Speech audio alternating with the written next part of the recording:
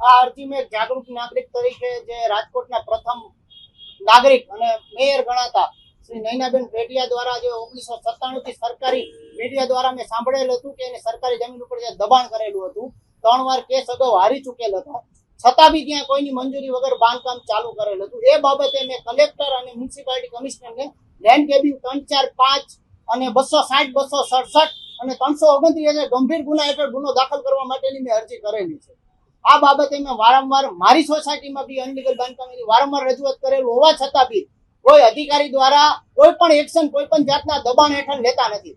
જ્યારે અમારી સોસાયટીમાં ધારાસભ્યો દ્વારા લેટર પણ લખાય છે ભલામણના, તો મારું કહેવાનું એમ છે કે જંગલેશ્વરમાં ધારાસભ્યો ક્યાં ગયા હતા જ્યારે તમે ગરીબ માણસોના ઝોપડા ઉડાડો છો? જે વેરા ભરતા હતા, 15 વર્ષથી રહેતા હતા, એ માણસનું જીવન જોઈ આવો કે કઈ રીતે એ જીવે છે, છતાં બી એના તમે જો ડિમોલેશન કરતા હોય તો આ બાગડ બિલ્લા અમીરોના નક્ષત્ર છે, આ છે, કેમ તમે કોઈ કઈ ઉખાડી નથી શકતા? શું કામ તમે બોલી નથી શકતા? ત્યાં કેમ તમે ત્યાં દબાણમાં છો?